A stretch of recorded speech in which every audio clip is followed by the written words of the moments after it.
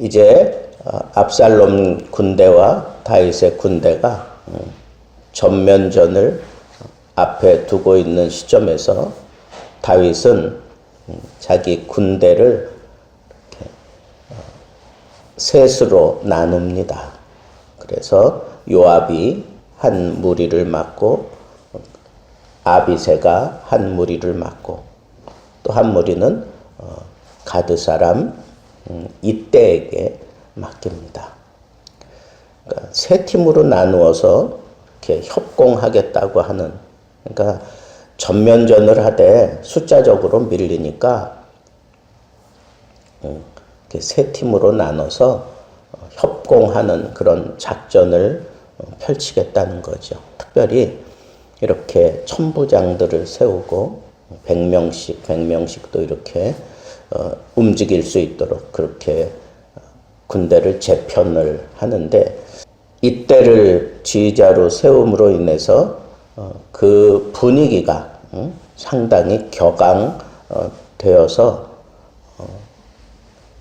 용기 백배해서 나갈 수 있게 되었죠. 그런데 또 거기다가 다윗이 친히 나도 너희들과 함께 나가겠다, 그렇게 하면서 그 군대들에게 용기를 주는데, 당신은 우리의 10,000명보다 더 소중한 분이니 그냥 성에서 우리들을 지휘해 주십시오라고 하는 그런 얘기를 하는 끈끈한 그런 우정이 이렇게 서로 나눠지고 있는 것들을 보게 됩니다. 다윗의 군대는 이제 싸울 그런 준비가 다 되었습니다. 아니나 다를까 압살롬이 끌고 온 군대가 다윗의 군대와 맞닥뜨려서 아주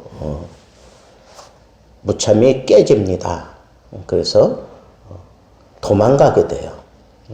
여기저기 도망가게 되는데, 그 지역이 상당히 이렇게 그 수풀들이 우거져 있는 그런 지역이기 때문에 수풀에 그냥 걸려서, 아니면 거기 늪 같은 것들이 있고 그리고 구멍이 있고 뭐 이런 지역이었던 것 같아요. 그래서 도망가다가 죽은 사람들이 더 많은 거예요. 구덩이에 빠져 죽고 뭐 늪에 빠져 죽고 뭐 수풀에 걸려서 제대로 힘 한 번 쓰지 못하고 죽고 뭐 그래서 20,000명가량이 죽어가는 그런 광경을 압살롬이 바라보다가 다급해진 마음에 이제 도망을 가요. 도망을 가다가 노새를 타고 도망을 가는데, 여러분 그 당시 노새는 왕의 신분을 알려주는 그런 상징이었어요. 그러니까 이 노새를 타고 도망가다가 상수리나무가 이렇게 우거져 있는, 그러니까 잘 안 보이는 곳으로 도망가려고 했겠죠. 그런데 원문에는 이 상수리나무 이렇게 얽히고 설켜 있는 가지에 이 머리가 걸렸다 그렇게 되어 있는데, 다른 그 요세푸스라고 하는 유대 전쟁사를 이렇게 쭉 사실적으로 기록해 놓은 그 요세푸스가 주장하는 것은 머리가 아니라 그가 아주 그냥 머리카락을 길게 늘어뜨리고 다니던, 그러나 이제 뭐 전쟁할 때는 투구도 쓰고 뭐 어떻게 함으로 이제 좀 정리는 했겠지만, 어쨌거나 혼비백산 도망가는데 뭐 그런 용모 뭐 투구 벗겨주고 뭐 이런 거 신경이나 썼겠습니까? 그래서 이 머리카락이 걸려서 그냥 대롱대롱 걸린 거예요. 그리고 노새는 빠져나가고, 머리카락이나 뭐 걸렸든지 목이 걸렸든지 어쨌거나 꼼짝을 할 수 없는 그런 지경에 이르는 것을 어떤 한 군사가 보고 요압에게 쫓아가서 압살롬이 상수리 나무에 걸려 있습니다. 그랬더니 요압이 대뜸 화를 내는 거예요.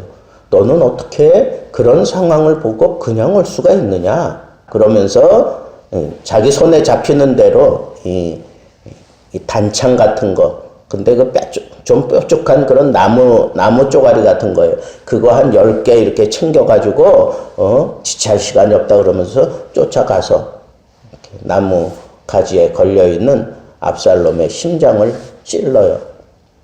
근데 이게 나무가 단검이나 창이 아니기 때문에 이렇게 막 찔러대고 그래도 금방 죽지 않았던 것 같아요. 근데 요압을 따라갔던 충성스러운 부하 10명이 둘러서서 이 압살롬을 다 쳐 죽여요.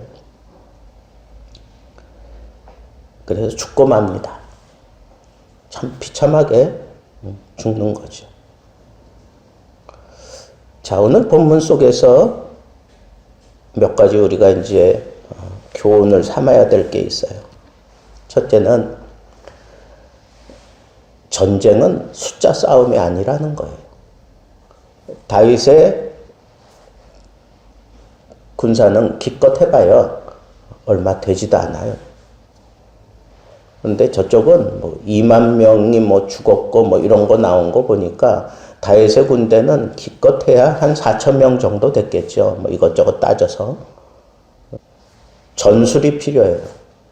그리고 싸우러 나가는 사람들에게 용기를 불어넣어주는 것이 필요한데 다윗은 전술도 잘 갖추었고 그리고 그들이 나아가서 싸울 때 뭐 일당 한 100 감당할 만한 그런 용기를 불어넣어 가지고 그렇게 나가잖아요.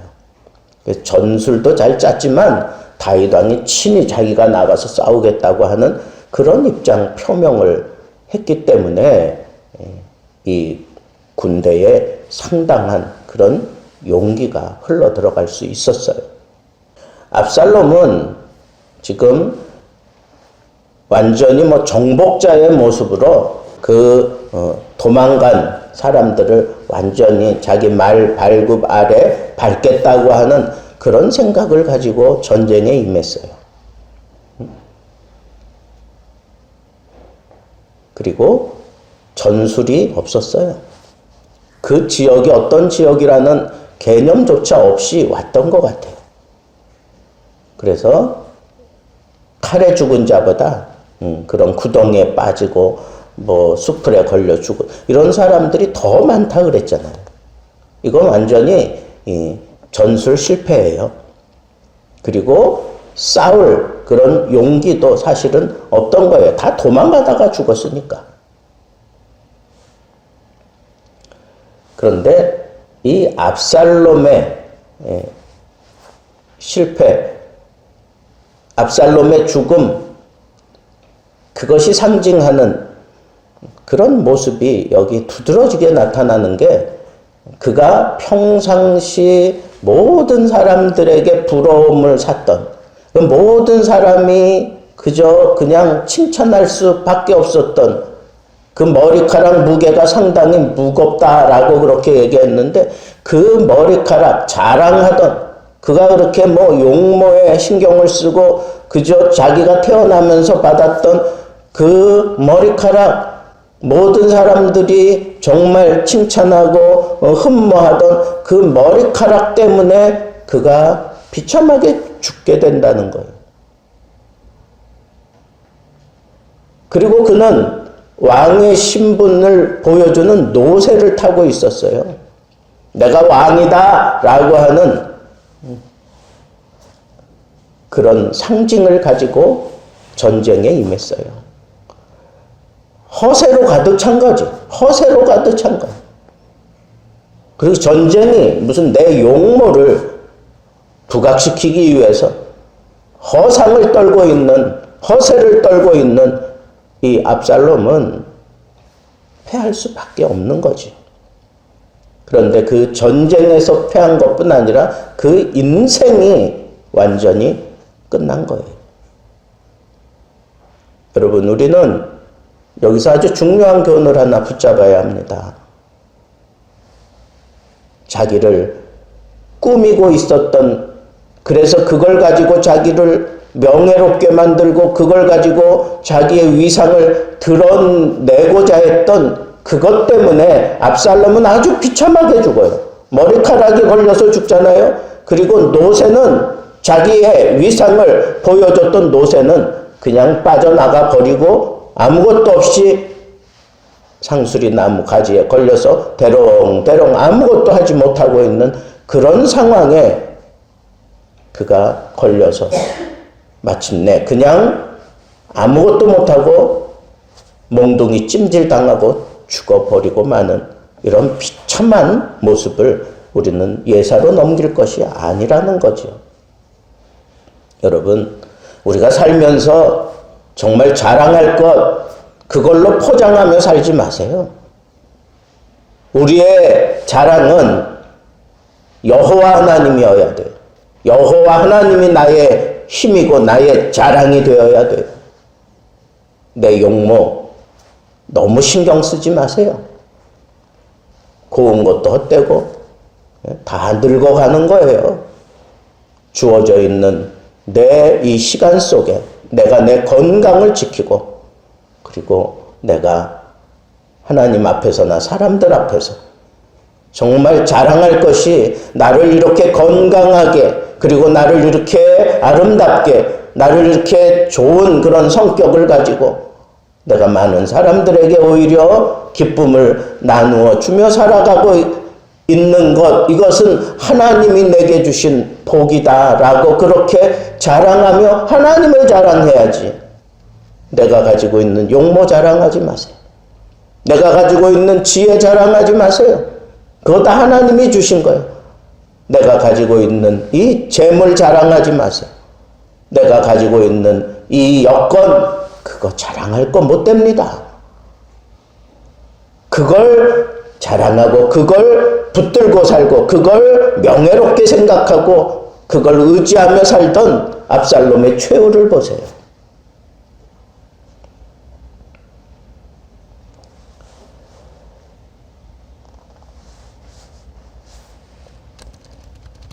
여기서 한 가지만 더 생각할 것은 다윗이 부탁을 했어요. 젊은 압살롬을 좀 너그럽게 생각해달라. 죽이지 말라는 그런 의미가 내포되어 있죠. 근데 상수리나무 수풀에 걸려 있다고 하는 소식을 듣고 그냥 온 그 부하를 나무라고 나는 지체할 시간이 없다 그러면서 쫓아가서 그를 찔러 죽이고 그리고 두들겨 패 죽여버린 그리고 구덩이에 던져놓고 돌무더기를 쌓아버린 다윗 왕에게 허락받고 한 일 아니에요. 다윗 왕이 죽이지 말라고 하는 그런 부탁을 했는데도 불구하고 요압은 압살롬을 죽여버리고 말았어요. 이거 잘한 일일까? 아니면 이거 잘못된 일일까? 여러분, 지금은 전쟁 상황이에요. 그리고 요압이 생각할 때 압살롬이 자라온 과정을 봤고 그 압살롬이 반역을 일으키는 그 과정을 누구보다도 곁에서 잘 봐왔던 요압이 이 압살롬을 살려두면 또다시 이런 반역을 일으키고 또다시 음흉스럽게 자기 새를 불려서 언제든지 그런 위협을 줄 만한 그런 존재고 지금 그 압살롬 때문에 이렇게 비참한 모습으로 쫓겨나오고 심각한 위기에 있었기 때문에 압살롬은 그를 꼭 쳐 죽여야만 되는 것. 이 압살롬만 죽고 나면 이 모든 상황은 순식간에 정리된다고 생각을 했어요. 그래서 압살롬을 죽이고 난 다음에 곧바로 나팔을 불어서 이제는 더 이상 상대편을 죽이지 말라고 그렇게 지시를 해요. 완전한 요압의 승리예요. 요압의 생각이 맞았어요. 요압이 뭘 잘못했어요? 다윗의 그 부탁을 어긴 것? 그건 명령은 아니에요. 그거 호소한 거야. 다윗왕도 마땅히 죽을 형편이라는 거 알아요. 그러니까 너그럽게 봐달라고 부탁한 거예요. 죽이지는 말아달라고 하는 그런 부탁을 한 거죠. 그럼 부탁이지 명령은 아니에요. 근데 저는 여기서 한 가지, 요압이 정말 나라를 걱정하고 뭐 그런 충정에서 했던 일일까 하는 것을 생각해 봐야 한다는 거예요.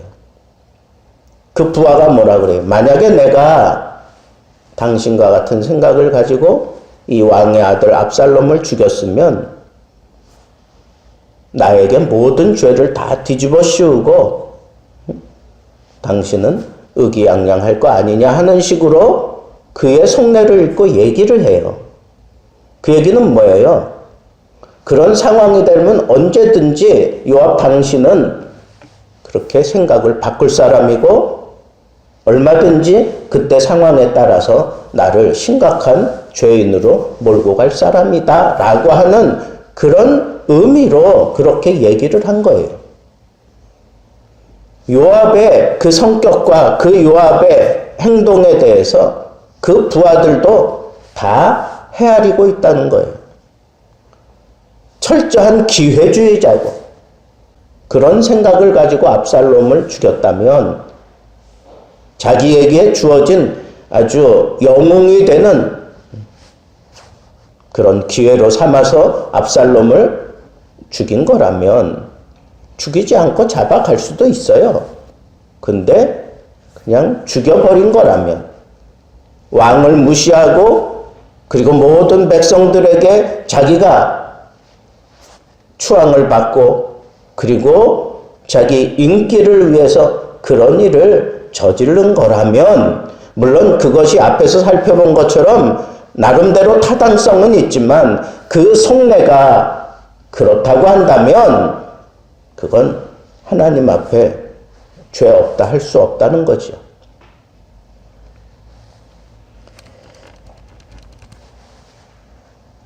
저는 요압의 행동, 압살롬의 이 비참한 죽음, 그 내면을 지금 성경이 다루면서 여기 생각지 않은 문제 하나를 툭 던집니다. 그게 뭐예요? 이 압살롬이 본래는 아들이 셋이 있었어요. 근데 다 일찍 죽어버립니다.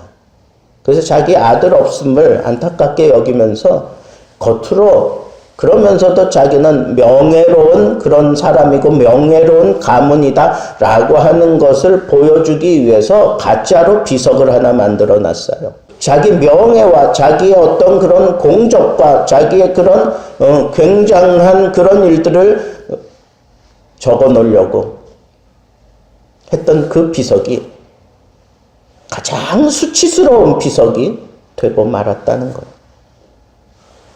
하나님이 심판하시는 거예요. 내가 아무리 명예를 세우려고 하고 내가 아무리 귀한 것들을 거기다가 담아 적으려고 그렇게 힘들이며 살아왔을지라도 하나님이 심판한 대로 그 비석에 적히는 거예요. 하나님이 통치해 가시는 대로 적히는 거예요. 무엇보다도 다윗의 그 자리를 반역을 꾀하면서 차지하려고 했던 이 압살롬의 이 돌발 행동을 하나님이 절대로 그냥 넘길 수가 없었던 거예요. 신정왕국 이 체제에서 왕을 세우는 것은 오로지 하나님이 세우는 거지 인간들이 자기의 욕심을 따라 자기의 지혜를 따라 자기의 명예를 따라 자기의 어떤 많은 것들을 투자해서 그 자리에 차지한다고 세워지는 게 아니라는 거예요. 여기에 대해서 하나님이 철저하게 심판하실 수밖에 없다는 거. 내면의 문제 가지고 있었던 요압도 하나님 앞에 이제 걸림이 되었습니다. 언젠가 하나님이 이것도 심각하게 다루며 처리하실 때가 옵니다. 오늘 하루도 말씀 속에서 승리하는 하루 보낼 수 있기를 우리 주님의 이름으로 축복합니다.